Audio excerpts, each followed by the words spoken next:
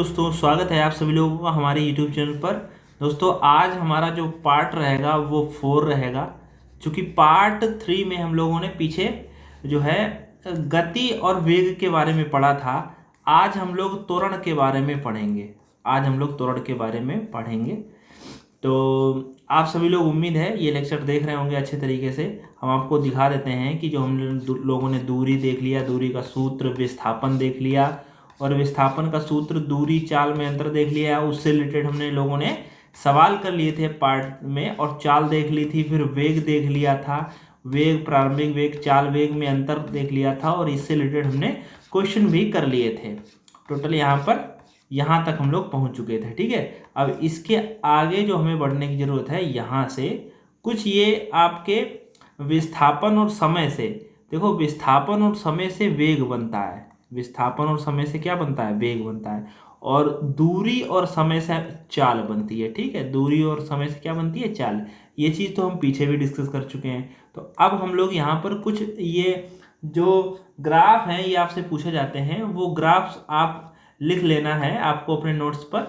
तो दोस्तों आप सभी लोगों को जो है बिल्कुल फ्री ऑफ कॉस्ट हम आपको साइंस पढ़ा रहे हैं। बिल्कुल आप मतलब बहुत ही अच्छे तरीके से, लगभग अब धीरे धीरे मतलब आपको आइडिया हो जाएगा। लगभग पिछले 4 से 5 साल से मैं ये जॉब करने से पहले टीचिंग का ही काम जो है करता था। मेरी खुद की कोचिंग थी, और उसमें जो है अदर जो कोचिंग थी उसमें भी मैं पढ़ाने जाता था, अदर सब्जेक्ट्स में। तो सारे सब्जेक्ट, एक कंपटीशन जो निकालता है बच्चा, या जो कंपटीशन की तैयारी कर रहा होता है, उसको सारे ही सब्जेक्ट अच्छे करने होते हैं। हाँ, कुछ सब्जेक्ट मेरे बहुत ही अच्छे हैं और कुछ को मीडियम में लेकर चलते हैं। तो अब आपके हिसाब से तो सारे ही सब्जेक्ट ठीक हैं, क्योंकि आपको कंपटीशन के सारे सब्जेक्ट जो है तैयार करने हैं। ठीक है, तो आप उसकी चिंता मत करिए, बस आप आसानी से पढ़िए।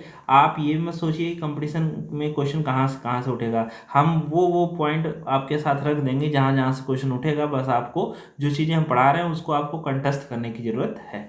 तो देखिए, ये ग्राफ नंबर जो है पहला है, जिसमें हम लोग यहाँ पर विस्थापन और समय हमेशा ही नीचे रखा जाता है। ये देखिए कुछ पॉइंट हैं जो हम आपको बहुत ही अच्छे तरीके से बताते चलेंगे। जैसे एक आपने ये पढ़ा होगा मैथ में, इसको हमेशा ही एक्स अक्ष मानते हैं, और ये वाले को हमेशा ही वाई अक्ष मानते हैं। अगर आपसे पूछे समय किस अक्ष पर होता है, तो हमेशा ध्यान रखना एक्स अक्ष पर यहाँ पर समय रखते हैं, और वाई अक्ष पर क्या रखते हैं? वाई अक्ष पर रखते हैं समय, वाई विस्थापन, या जो भी रखना चाहो, मतलब समय नीचे रहेगा। ठीक है जी।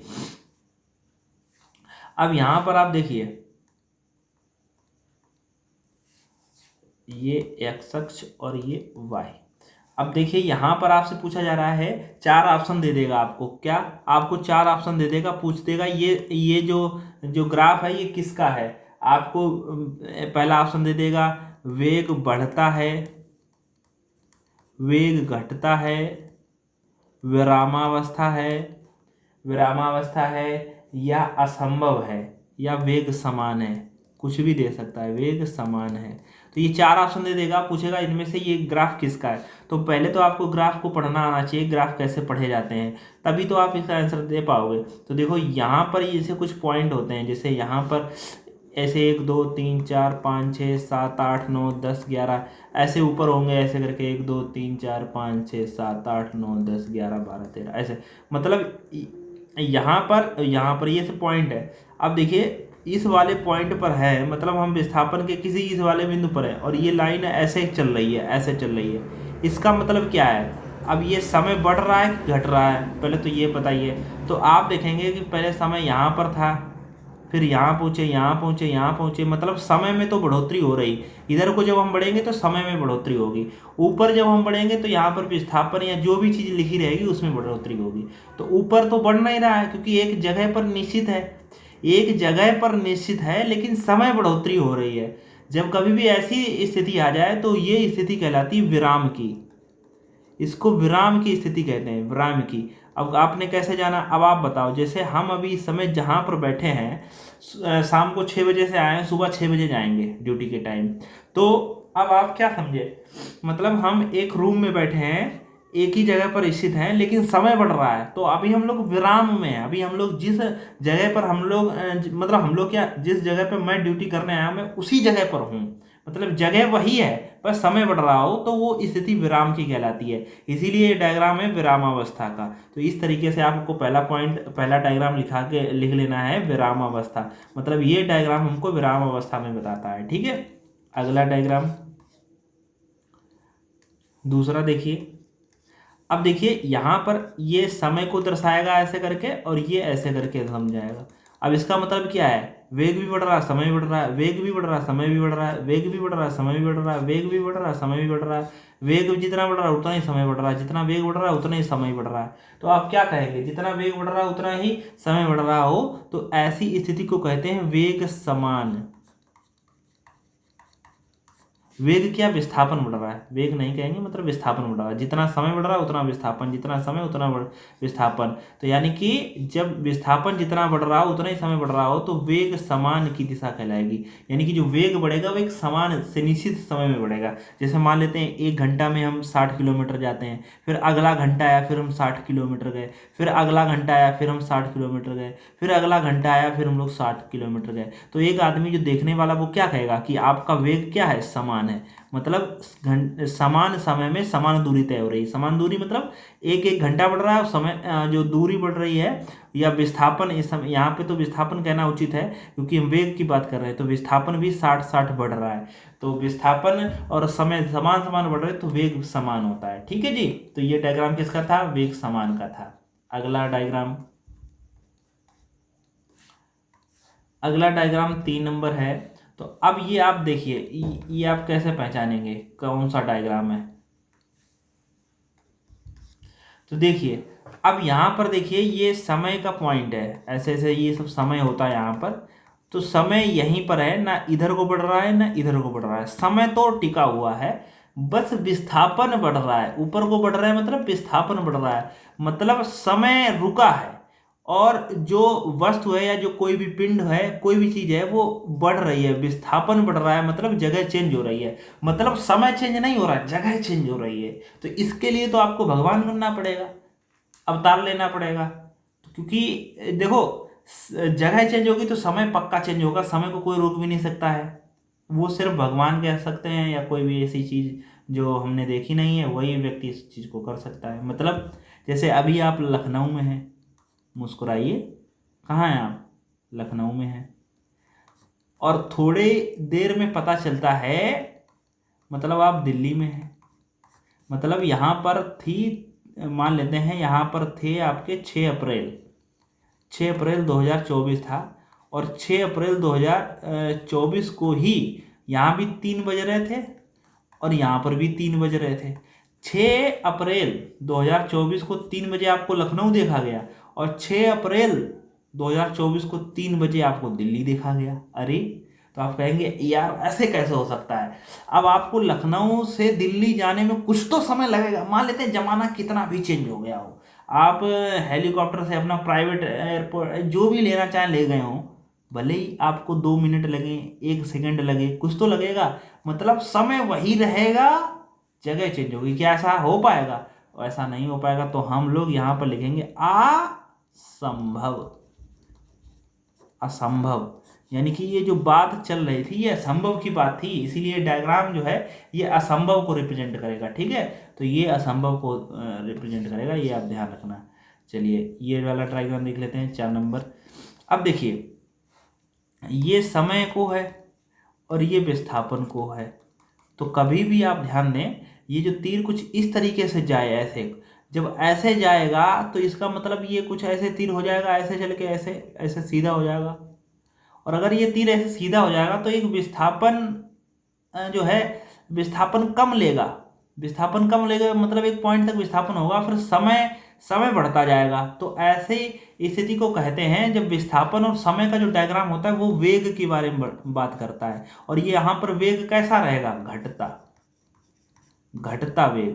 कैसा वेग, वेग जो होगा वहाँ वो कैसा होगा, घटता वेग। यानी कि ये जो डायग्राम जो रिप्रेजेंट कर रहा है ये घटते वेग को डायग्राम रिप्रेजेंट कर रहा है। कैसे पता चला घटते वेग को, देखो रटना नहीं है, बस सीखना है। विज्ञान रटे तो अलग चीज है, लेकिन सीखेंगे तो रटना भी आसान हो जाएगा, ऐसा मेरा मानना है। ठीक है जी। अब आप ये कैसे जाने, हम ऐसे जाने वेग घट रहा है क्योंकि देखो विस्थापन और समय का जो ग्राफ होता है वो वेग को बताता है, पहली बात, ठीक है। फिर दूसरा हमने देखा कि एक ये जो एरो था, ये तीर एक निश्चित विस्थापन चला, फिर उसके बाद में ये मुड़ने लगा, फिर कहीं ना जाके सीधा हो जाएगा। तो एक विस्थापन रुक सा जाएगा, धीरे धीरे रुकने, विस्थापन रुकने की बात कर रहा है और समय बढ़ने की बात कर रहा है। जब भी समय ज़्यादा लगेगा और विस्थापन कम होगा तो इसका मतलब वेग घटता रहेगा। भाई जैसे मान लेते हैं आपको कोचिंग से घर जाना है, समय ज़्यादा लगे, मतलब रोज आपको कोचिंग से घर जाने में 20 मिनट लग रहा है, लेकिन आज आपको 40 मिनट लगे, तो आप क्या कहना पसंद करोगे? आपका वेग जो है, आपकी चाल जो है वो ज़्यादा थी या कम थी? कहेंगे सर मेरी चाल कम थी। अगर मेरी चाल कम थी समय तभी तो ज़्यादा लगा, अगर मेरी चाल ज़्यादा होती मैं उड़ते चले गए तो समय यहाँ 20 मिनट की जगह यहाँ पर 10 ही मिनट लगता। ठीक है, तो आप क्या समझे, समय ज़्यादा लगेगा यानी कि ज़्यादा समय ले रहे होंगे तो वेग या चाल हमारी कम होगी। तो अब ये जो एरो है ये इधर को चलने लगा, इधर को, जब जब एरो इधर को चलने लगे तो समय ज़्यादा लगेगा, मतलब समय लेंगे, हम समय ज़्यादा लेंगे, और जब समय ज़्यादा लोगे तो वेग घटता रहेगा। ठीक है, अब जस्ट एक इसका उल्टा देखिए। अब ये देखो एरो किधर को चल रहा है, समय की तरफ नहीं चल रहा है एरो। अभी समय तो इधर होता है, समय इधर है, लेकिन एरो ऊपर को बढ़ रहा है। जब भी ऊपर को बढ़े तो ये जो वेग है, चूंकि जो विस्थापन और समय का जो डायग्राम है वो वेग का डायग्राम है, और जो वेग रहेगा यहाँ पर, ये वेग कैसा रहेगा, बढ़ता रहेगा, बढ़ता वेग। मतलब ये देखो विस्थापन ज्यादा हो रहा है और समय कम ले रहे हैं, मतलब कम समय में ज्यादा दूरी तय करना है, मतलब वेग कैसा मारा है, वेग लगातार बढ़ता ही जा रहा है। थोड़ी देर बाद आप पवन पुत्र बन जाएंगे। ठीक है, अगला अब चलिए हम लोग यहाँ पर जो अगली जो हम लोग पीछे थ्योरी पढ़ चुके हैं, हम लोगों ने दूरी पढ़ा, विस्थापन पढ़ा, चाल पढ़ा, फिर हम लोगों ने वेग पढ़ा, तो उससे रिलेटेड न्यूमेरिकल करें और फिर उसके ग्राफ भी पढ़ लिए। अब औसत गति क्या होती है? औसत गति बहुत ही सिंपल तरीके से, अभी आप लोग इससे पीछे क्वेश्चन भी लगा चुके हैं। औसत गति क्या होती है? जहाँ कहीं पर भी औसत रहेगा उसका मतलब क्या होता है, एक चीज समझ लो, औसत बराबर होता है, जहां कहीं पर भी औसत हो, आगे आप मैथ पढ़ेंगे तो वहां पर भी औसत रहेगा। औसत का मतलब होता है कुल योग बटे कुल संख्या, ये औसत का मतलब है। औसत किसी का भी रहेगा, औसत का मतलब होगा कुल योग बटे कुल संख्या। अब औसत गति लगा दी है, अब गति बराबर क्या होता है? गति बराबर होता है दूरी बटा समय। तो अब यहां से औसत ले ली और यहां से गति ले ली, तो औसत और गति को मिलाकर औसत गति मिला। तो आप भी क्या करो, कुल योग ले लो और ये दूरी ले लो, यानी कि कुल दूरी बहुत समझ के समझ पढ़ना, कुल दूरी और कुल संख्या का मतलब हो जाएगा कुल समय, कुल समय। तो यहां पर किसी वस्तु की औसत गति द्वारा तय की गई कुल दूरी के लिए गए कुल समय का अनुपात होता है। देखो वही चीज तो हमने नीचे लिखी है, तो इसका मतलब औसत गति बराबर कुल दूरी बटे कुल समय। अब देखो कुल दूरी और कुल समय, ये जब न्यूमेरिकल लगाओगे तो आपको अलग अलग तरीके से निकालने को मिल सकता है, अलग अलग तरीके से। जैसे मान लेते हैं आपको 40 किलोमीटर दूरी जो है, 40 किलोमीटर दूरी, फिर आपको 20 किलोमीटर की दूरी।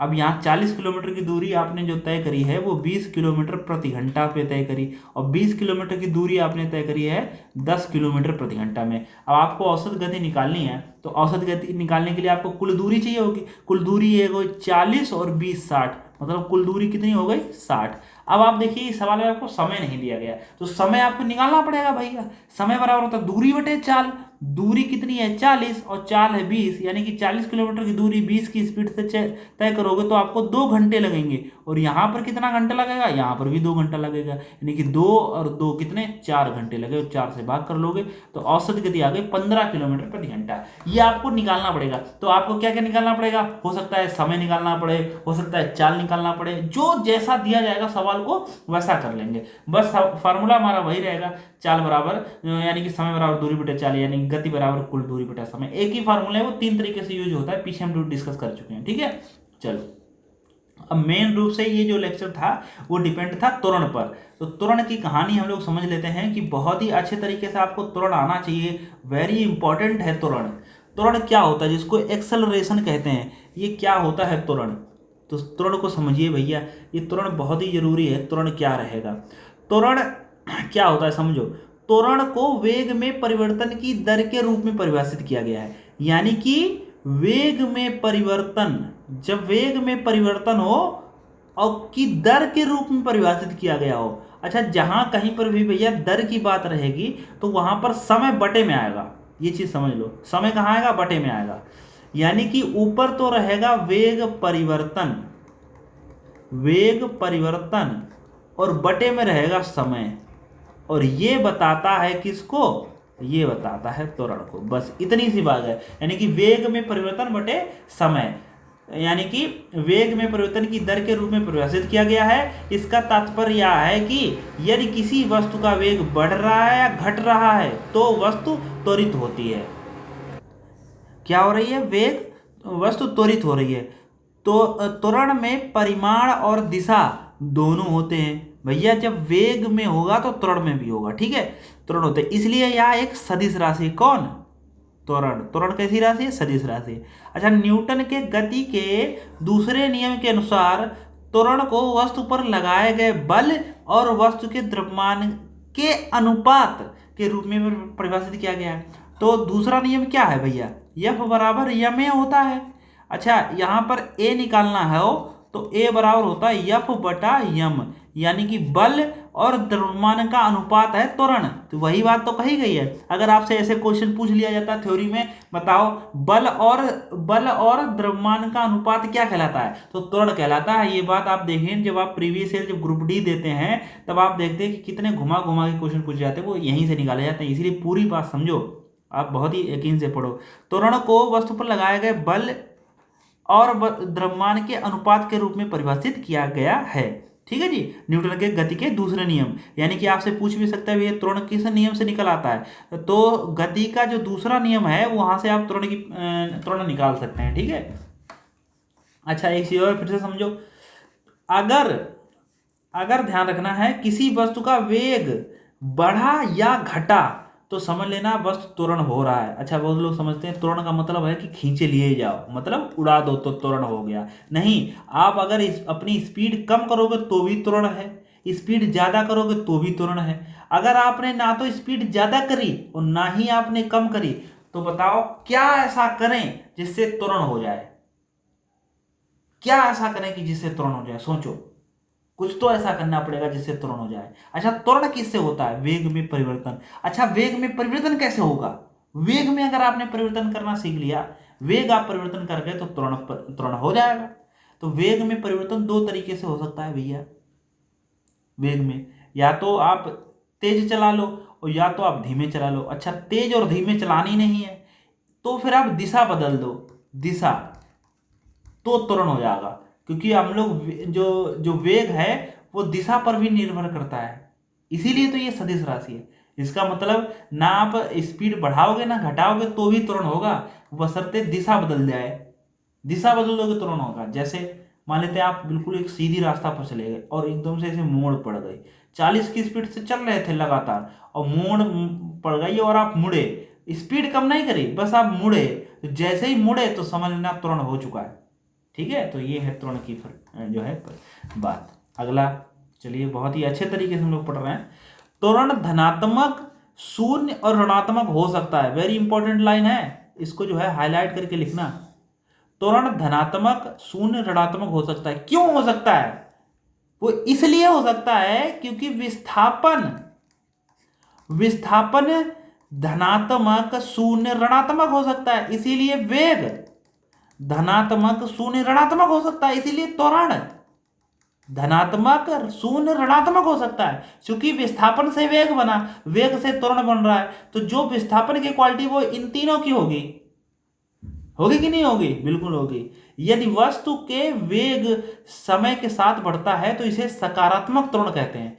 ध्यान दें, यदि वस्तु का जो वेग है वो समय के साथ बढ़ता है तो इसे सकारात्मक त्वरण कहते हैं। यदि वेग शून्य है तो इसे शून्य त्वरण कहते हैं। भैया मान लो अगर वेग शून्य ही हो गया तो त्वरण शून्य।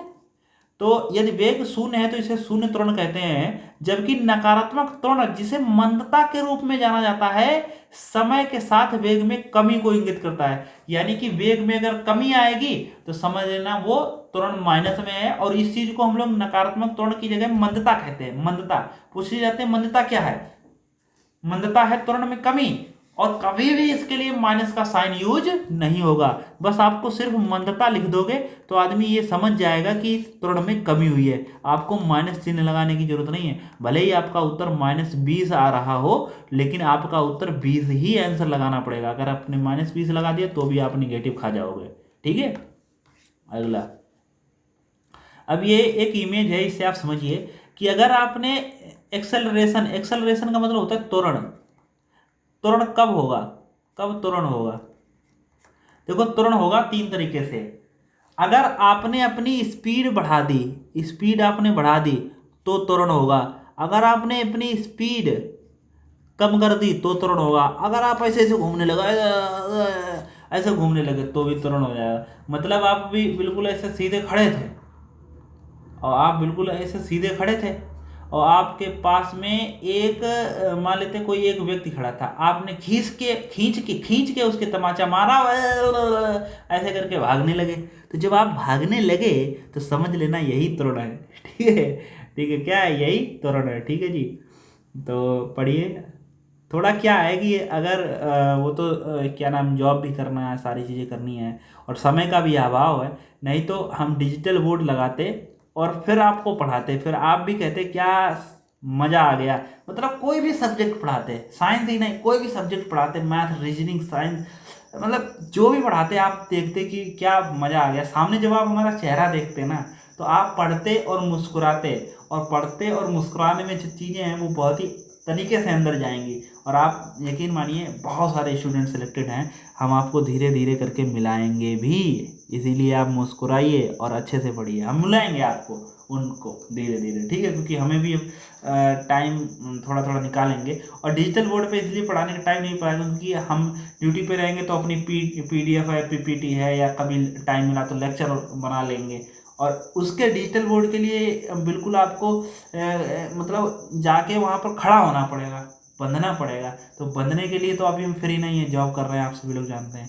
इसीलिए बस आप इस चीज़ का अनुभव लीजिए कि हाँ, हम सामने खड़े हैं और आप पढ़ रहे हैं बहुत ही अच्छे तरीके से। ठीक है, चलिए। त्वरण, त्वरण का सूत्र कैसे निकलेंगे भैया? त्वरण, अच्छा, गणितीय रूप में गति में किसी वस्तु के वेग में परिवर्तन को, वेग में परिवर्तन कैसे होगा? वेग में परिवर्तन समझ लो कैसे होगा। वेग में परिवर्तन, अच्छा, वेग हमने आपको पढ़ाया था 2 तरीके से, एक तो प्रारंभिक वेग और एक अंतिम वेग। तो ध्यान देना है, ये प्रारंभिक वेग और अंतिम वेग, इसमें क्या करेंगे? अंतिम वेग में से प्रारंभिक वाला वेग घटा देंगे तो ये होता है वेग में परिवर्तन। क्या होता है? ये वेग में परिवर्तन होता है। अच्छा, v माइनस यू रूप में परिभाषित किया गया, जहां v और u अंतिम और प्रारंभिक वेग है। यानी कि v क्या है? अंतिम वेग है, और u क्या है? प्रारंभिक वेग है। इसलिए वस्तु का त्वरण इस प्रकार दिया जाएगा, त्वरण बराबर होता है वेग परिवर्तन बटे लिया गया समय। अब देखिए यहाँ पर हम आपको लिख देते हैं पहले तो, v क्या है? v है अंतिम वेग, ये आपको अपने नोट्स में लिखना है, अंतिम वेग। अच्छा, u क्या है? u है आपका प्रारंभिक वेग, प्रारंभिक वेग। अच्छा, अब वेग में परिवर्तन कैसे होगा? v माइनस यू बटा और लिया गया समय। ठीक है, तो ये आपका त्वरण कहलाएगा a। तो इसको आप ऐसे करके त्वरण को स्मॉल a से प्रेजेंट करते हैं। ठीक है, अच्छा, इसका वेग की यूनिट होती है मीटर पर सेकेंड, और 1 सेकेंड बटे में और है तो ये हो जाएगा मीटर पर सेकेंड स्क्वायर। ठीक है, मीटर पर सेकेंड स्क्वायर। और मीटर को हम लोग यल से लिखते हैं और समय को लिखते हैं टी से, इसीलिए इसकी बीमा होगी LT-2 और m की पावर 0। जब कोई प्रेजेंट ना हो तो आप उसको 0 लगा सकते हो। m की पावर 0 का मतलब हम m है ही नहीं, m मतलब द्रव्यमान है ही नहीं। ठीक है, तो वेग परिवर्तन देखो हमेशा ही एक कोई चीज होगी शुरुआत की और एक होगी अंतिम की, अंतिम में से ये वाली चीज घटाएगी तो वो चीज सही रहती है। ठीक है, अब देखिए यहाँ पर त्वरण की इकाई भी हमने लिखी है। तो यह एक सदिश राशि है, वेरी गुड, जो हम पहले ही बता चुके हैं, जो परिमाण और दिशा दोनों से जुड़ी रहती है। कौन? त्वरण। इसे ए से प्रदर्शित करते हैं, ए मतलब स्मॉल ए से प्रदर्शित करते हैं। त्वरण की इकाई मीटर पर सेकेंड वर्ग है, स्क्वायर है, मीटर पर सेकेंड स्क्वायर है, ये भी हम पीछे बता चुके हैं। त्वरण का आयामी सूत्र क्या है? एम स्क्वायर यल की पावर 1 टी माइनस 2, यानी कि यह अभी हमने बताया यल टी माइनस 2, ये है इसकी शुद्ध विमा। तो यल के ऊपर एक लगा ही सकते हो, इसके आगे एम की पावर 0 लगा ही सकते हो। अब ऑप्शन आपको जैसे घुमाना चाहे, पूछे कि त्वरण की विमा क्या है, तो 4 ऑप्शन दे देता है। जैसे मान लो यल टी माइनस 1, यल टी प्लस 1, फिर देता है एम की पावर 0 यल और टी माइनस 1, फिर कह देता है एम की पावर 0 यल की पावर 1 और टी माइनस 2। तो इनमें से ये तो है नहीं, क्योंकि एल टी माइनस 2 है, टी माइनस 2 चाहिए हमें, तो टी माइनस 1 है, टी माइनस 1 है, टी माइनस 1 है, ये देखो यही आंसर आ गया, टी माइनस 2 होना चाहिए, तो इसीलिए ये वाला ऑप्शन है। ठीक है, चलिए अब बात कर लेते हैं एक समान त्वरण की। एक समान त्वरण क्या होता है भैया, इस चीज को भी समझो। एक समान त्वरण क्या है?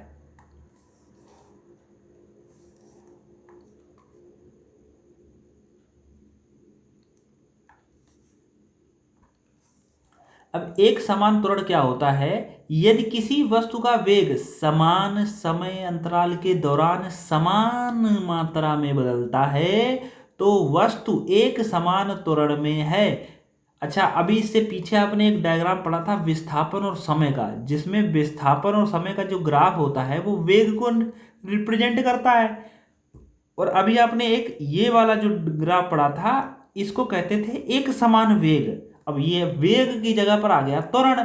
और त्वरण कैसे बनता है? त्वरण बनेगा वेग और समय का जब ग्राफ लोगे, यानी कि वेलोसिटी और जो टाइम का ग्राफ लोगे तो आपको त्वरण प्राप्त होगा। यहां पर क्या है? ये वेग है, और नीचे क्या है? अभी हमने पीछे क्या सिखाया था, नीचे हमेशा क्या रहता है? एक्स अक्ष पर समय रहता है याद। और यहाँ वाई पर आप जो है आपको लिखना चाहिए, ले लो। जब आप वेग और समय का ग्राफ लोगे तो आपको जो रिजल्ट मिलेगा वो त्वरण का मिलेगा। अब देखिए ग्राफ कैसा है, उसी हिसाब का त्वरण होगा। अब मान लेते हैं ये ऐसे ऐसे पॉइंट है, ऐसे ऐसे पॉइंट है, तो जितना वेग बढ़ रहा है उतना ही समय बढ़ रहा है, जितना वेग बढ़ रहा है यानी कि समान वेग बढ़ रहा है, समान समय बढ़ रहा है, समान वेग बढ़ रहा है, समान वेग बढ़ रहा है, तो इसीलिए त्वरण कैसा होगा? समान होगा दोस्तों, समान होगा। तो एक समान त्वरण की परिभाषा बताने की कोशिश कर रहे हैं, जो कि हम समझ चुके हैं क्या है। यदि किसी वस्तु का वेग समान समय अंतराल के दौरान समान मात्रा में बदलता है तो वस्तु एक समान त्वरण में है। इस मामले में समय के संबंध में ना तो दिशा बदलती है और ना ही परिमाण, तो ये त्वरण कहलाता है, एक समान त्वरण। ठीक है, ना तो उसने कहा इस मामले में समय के संबंध में ना तो दिशा बदलेगी और ना ही परिमाण, दोनों में से कोई नहीं बदलेगा, तभी आपको एक समान त्वरण है। मतलब सीधे जा रहे हैं तो सीधे ही जा रहे हैं, ठीक है, ये नहीं कि बीच में नानी का घर मिला सू नीचे आ गए, तो ऐसा मत करना है। अच्छा, उदाहरण के लिए क्या है, एक गेंद ढलान से नीचे लुढ़क रही है, मतलब एक ढलान बना दी गई, उससे जो गेंद नीचे आ रही है वो एक इसका उदाहरण है। जब एक साइकिल सवार ढलान पर साइकिल चला रहा हो जहां दोनों पैडल लगे हों, एक बच्चा स्लाइडर से नीचे फिसल रहा हो, निरंतर वेग से कार की गति आदि, ऐसे बहुत सारे एग्जाम्पल जो बिल्कुल सीधी दिशा में चल रहे होंगे वो एक समान त्वरण की बात कर रहे होंगे। ठीक है जी, हाँ। ये अब देखो इसमें ग्राफ साथ में ही था, आप साथ में ही ग्राफ समझ गए होंगे। अब गैर समान त्वरण, गैर समान त्वरण का मतलब क्या है? गैर समान त्वरण, अच्छा यहाँ पर त्वरण छूट गया है, चलो कोई बात नहीं। गैर समान त्वरण कैसा त्वरण होता है? गैर समान, यहाँ गैर समान जो है लाल कलर में एक त्वरण और लिख लेना, गैर समान त्वरण यानी कि परिवर्तनीय त्वरण चित्र में तब आता है। परिवर्तनीय त्वरण का मतलब गैर समान, यानी कि त्वरण समान नहीं है, कैसा भी है, जब वस्तु की दिशा या परिमाण या दोनों समय के संबंध में बदलते हो। भैया त्वरण अगर आपको बदलना है तो आप ये 3 बातें आप गांठ बांध ले मेरी, क्या कि वेग या तो बढ़ रहा हो, पीछे भी समझा चुके हैं फिर समझो, वेग या तो घट रहा हो या आपकी दिशा बदल रही हो। तो इन तीनों काम अगर में से कोई एक काम, तीनों जरूरी नहीं है कि वेग बढ़ भी रहा है घट भी रहा है दिशा भी बदल रही है, तीनों नहीं। अच्छा, ये जो तीनों हैं ये तीनों काम नशेड़ी करते हैं। नशेड़ी मतलब जो गांजा चिलम और क्या नाम जो है शराब, ये सब पीते हैं, तो उनका जो त्वरण रहता है वो तीनों एक साथ मिक्स हो जाएगा। जैसे एकदम से मुट्ठा पे अगर उनका हाथ पड़ा तो गाड़ी हुर्र, और छूट गया तो फुर्र, और अगर जैसे मतलब दिमाग में घूम गया तो ऐसे ऐसे। तो ये सब ये जो सब कैरेक्टर हैं वो सब आपको उसमें मिल जाएंगे नशेड़ी में, ठीक है। तो ऐसे वाले जो नशेड़ी का जो त्वरण रहता है वो तीनों ही मिक्स हैं। तो अब जो त्वरण आपका समान नहीं है तो असमान है या गैर समान है, दोनों एक ही बातें हैं। तो अब इसके लिए आप देखिए, ये वेग है और नीचे समय है। जब यहाँ पर वेग है और नीचे समय है, और वेग और समय का जो ग्राफ है वो त्वरण का ग्राफ है। लेकिन ये जो है, ये देखो पहले क्या किया, वेग बढ़ा, फिर वेग घटा, फिर वेग बढ़ा। तो ये जो डायग्राम है ये नॉन यूनिफॉर्म एक्सेलरेशन का है, यानी कि असमान त्वरण का है, यानी कि गैर समान त्वरण का है। उदाहरण के लिए, एक कार गति बदल रही है, यानी कि एक कार क्या है, जो है गति बदल रही है। पढ़ा लिखा जो व्यक्ति है वो शराबी बन चुका है, मतलब उसके पास कार तो है, लेकिन बात वही है कि वो उसने पी रखी है। तो उसकी जो है पैर पर जब इस पर पैडल पर जब पड़ता है तो सूं, और फिर जब जोड़ा तो ऐसे करेगा, ठीक है। अच्छा, एक समान वृत्ति गति, वेरी इंपॉर्टेंट, ये वाला जो एग्जांपल है वेरी वेरी इंपॉर्टेंट है। एक समान मतलब ये जो वृत्त है, मान लेते हैं कोई 40 की स्पीड से इसमें ऐसे कार घुमा रहा है, गाड़ी घुमा रहा है। अब देखो गति नहीं बदल रही है, बस दिशा बदल रही है। पहले तो इधर को 10 मुंह था, फिर इधर को हो गया, फिर इधर को हो गया, फिर इधर को हो गया। तो एक समान जो वृत्तीय गति होती है वो गैर समान त्वरण है, यानी कि त्वरण उसका बदल रहा है हमेशा ही।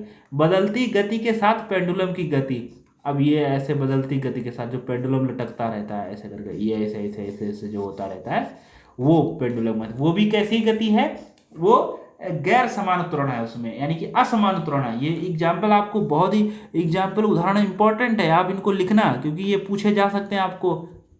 फिर मत कहना ये प्रीवियस ईयर में और अदर में पूछे जाएंगे, फिर आप मत कहना ये चीज़ हम नहीं सीख पाए, ठीक है। अब चलो हम लोग यहाँ पर फिर से पढ़ लेते हैं, ग्राफ है वेग और समय का ग्राफ। अच्छा, जब वेग और जो समय का ग्राफ है वो बताओ किसको बताएगा, वो तो भैया त्वरण को बताएगा। बताओ किसको बताएगा, त्वरण को बताएगा। कैसे बताएं, कैसे समझाएं आपको, वो त्वरण को बताएगा। जब कण का वेग स्थिर हो या त्वरण शून्य हो, भैया जब वेग ही शून्य है तो त्वरण भी शून्य होगा। पीछे समझा चुके हैं, नहीं समझा चुके हैं। मतलब अब देखिए, ये वाला पॉइंट है वेग का। अब वेग बढ़ ही नहीं रहा, वेग कब बढ़ेगा, जब हम लोग ऊपर को बढ़ेंगे तब वेग बढ़ेगा, क्योंकि यहाँ पर उसने वेग दिया, नीचे हमेशा ही समय रहता है एक्स अक्ष पर। समय तो इधर जब बढ़ेंगे तो समय तो बढ़ेगा, इधर जब चलेंगे, जब ये वाली लाइन इधर को होगी तो समय बढ़ रहा है, बस जगह चेंज नहीं हो रही। जब जगह चेंज नहीं हो रही मतलब वेग नहीं बढ़ रहा है। वेग नहीं मतलब विस्थापन नहीं होगा, विस्थापन जीरो है तो वेग जीरो, फिर त्वरण भी जीरो। इसीलिए जब कण का वेग स्थिर हो या त्वरण शून्य हो, तो इसमें हम लोग कौन सी अवस्था में है, इसमें अवस्था है त्वरण शून्य की। कौन सी अवस्था है, त्वरण शून्य की अवस्था है, ठीक है। क्योंकि वेग और समय का जो ग्राफ होता है वो हमेशा ही त्वरण को बताएगा, और कैसा त्वरण है यहाँ पर, शून्य त्वरण है, ठीक है। हाँ, वेग का ग्राफ आप भी सीख चुके हैं। अब आप लोग, उम्मीद है आप अपना आंसर निकाल लेते होंगे बहुत ही अच्छे तरीके से। अच्छा, यहाँ पर समझिए, ये इधर वेग है, ये इधर समय है, इधर वेग है इधर समय है। अब जितना वेग बढ़ रहा है उतना ही समय बढ़ रहा है, जितना जितना वेग बढ़ रहा है उतना ही समय बढ़ रहा है, जितना वेग बढ़ रहा है। अच्छा, जब कण एक नियत त्वरण से गति कर रही हो तो उसका प्रारंभिक वेग शून्य होता है। प्रारंभिक वेग समझते हैं, प्रारंभिक वेग u, ये शून्य होगा। ये इंपॉर्टेंट पॉइंट आप डाल लीजिए। जब एक नियत त्वरण से गति हो रही हो, मतलब वेग निश्चित है, तो इसका मतलब जो उसका जो प्रारंभिक त्वरण होता है वो शून्य होता है। उसका प्रारंभिक त्वरण जो वेग है, उसका प्रारंभिक जो वेग है वो शून्य रहेगा। u क्या है, ये प्रारंभिक वेग है, वो शून्य रहेगा। नियत त्वरण में, नियत त्वरण कैसा है, ये नियत त्वरण का एग्जाम्पल है, यानी कि समान त्वरण है इसमें, और समान त्वरण जब होगा तो इसका जो प्रारंभिक वेग होगा वो शून्य होगा, ठीक है। जब कण निरंतर मंदता के साथ गति कर रहा हो, मंदता कब आएगी अभी हम आपको बताते हैं। ये इधर वेग लिखा हुआ है, ये इधर समय लगा हुआ है। मंदता कब आएगी, जब आप समय ज्यादा लेंगे और वेग जो है कम तय करेंगे, तो आप मंदता के शिकार हो जाएंगे। निगेटिव एक्सेलरेशन होगा। अच्छा, निगेटिव एक्सेलरेशन को हम लोग रिट्रेडेशन कहते हैं, मंदता कहते हैं। और ये एग्जाम्पल है इसका, इस तरीके से देखिए। अब यहाँ पर क्या हो रहा है कि एक पॉइंट पर निश्चित जाके वेग निश्चित हो जाएगा, यानी कि वेग कम हो रहा है। तो जब वेग कम हो रहा है तो मंदता हो रही है। ठीक है जी। अगला देखिए, अभी ये इस डायग्राम को हम लोग समझा चुके हैं। जब कण असमान त्वरण के साथ इसकी प्रारंभिक वेग शून्य होता है, इसका प्रारंभिक वेग क्या होता है? शून्य होता है। अब देखिए ऐसे ऐसे ऐसे ऐसे चलेंगे तो ये असमान त्वरण है, क्योंकि फिर अब इसका वेग बढ़ा फिर घटा। जब इधर को आएंगे तो ये वेग घटेगा, जब इधर को जाएंगे इसे वेग बढ़ेगा। तो ये तो ऐसे ऐसे चल रहा है, तो इसका मतलब क्या है? ये असमान त्वरण है। ये पीछे हम लोग समझ चुके हैं, तो इसमें अपना टाइम क्यों वेस्ट करना है। अच्छा, ये समझ लीजिए त्वरण। अच्छा, हम लोगों ने पीछे डायग्राम पढ़ा था वेग घटता का और वेग बढ़ता का, तो जस्ट वही चीज है त्वरण के साथ में भी। देखो इस तरीके से जब जाओगे तो त्वरण आपका क्या होगा?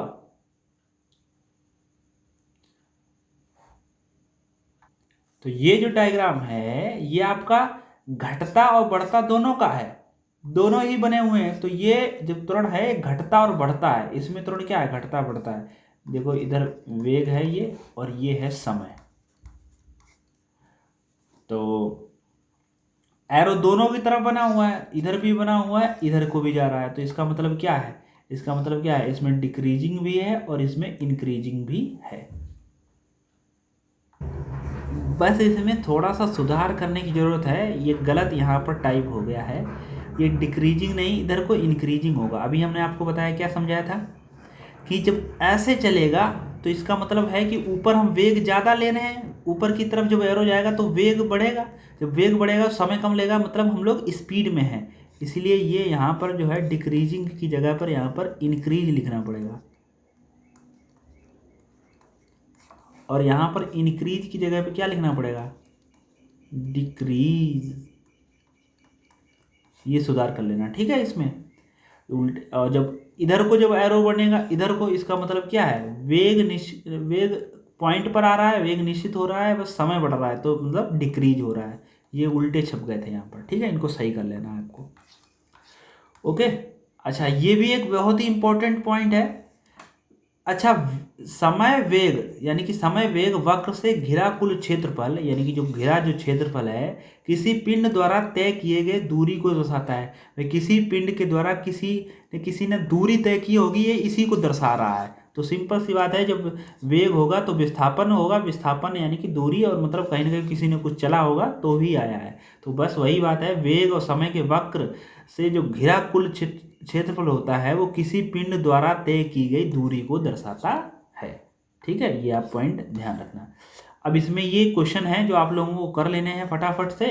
यदि एक ट्रक 10 सेकंड में, यानी कि समय दिया गया आपको 10 सेकंड में 6 मीटर पर सेकंड से 10 मीटर पर सेकंड तक की गति करता है, तो इसका त्वरण की गति है। यानी कि जो सबसे पहले त्वरण दिया गया वो है आपका 6, और अंतिम जो त्वरण है वो 10 है। और आपसे पूछा गया त्वरण क्या होता है। अच्छा, त्वरण होता है v minus you upon T. अभी आपने पीछे पढ़ा ये फार्मूला।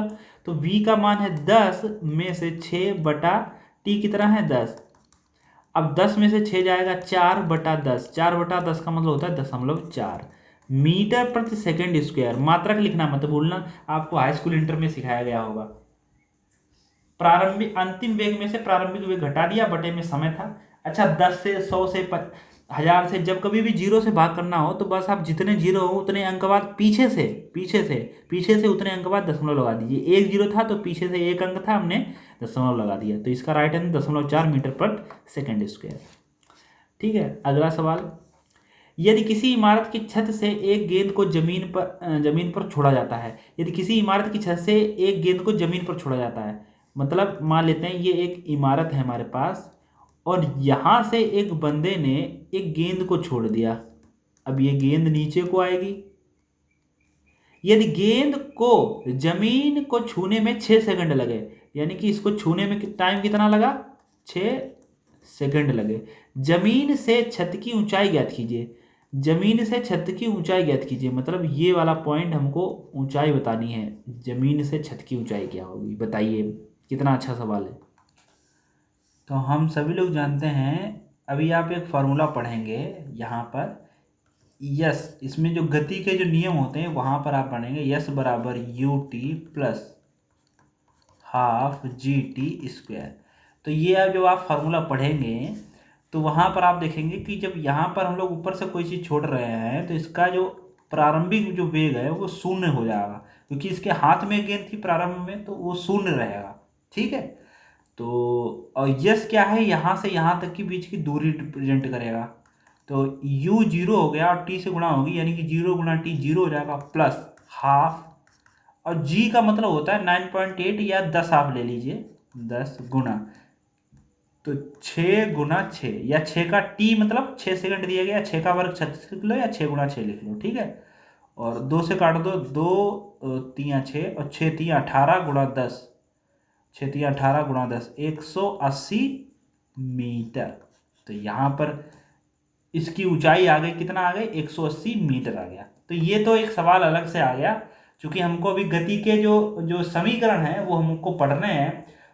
3 होते हैं और एक और मिला लिया जाए अगर विशेष टाइप, तो 4 गति के जो समीकरण हैं वो हमको पढ़ाएंगे, लेकिन उसमें हम आपको 12 टाइप से पढ़ाएंगे। जैसे मतलब एक तो क्षैतिज में रहेगा, ऐसे ऐसे चलो, गति गति ऐसे ऐसे भी तो हो सकती है, जैसे मान लो सीधे सीधे चलेंगे। अब एक गति देखो ऊपर से नीचे को ही, और फिर एक नीचे से ऊपर होगी, जब कोई चीज़ गेंद फेंकेगा ऊपर को तो फिर नीचे से ऊपर, ऊपर से नीचे। तो दो मतलब दो, एक और एक, 2 टाइप है, और ये 3। तो इस तरीके से हम लोग पढ़ेंगे। तो यहाँ पर बस थोड़ी सी पॉइंट हम बताएंगे तो उसी से आपके सवाल लग जाएंगे। ठीक है। देखिए अगला और भी सवाल है।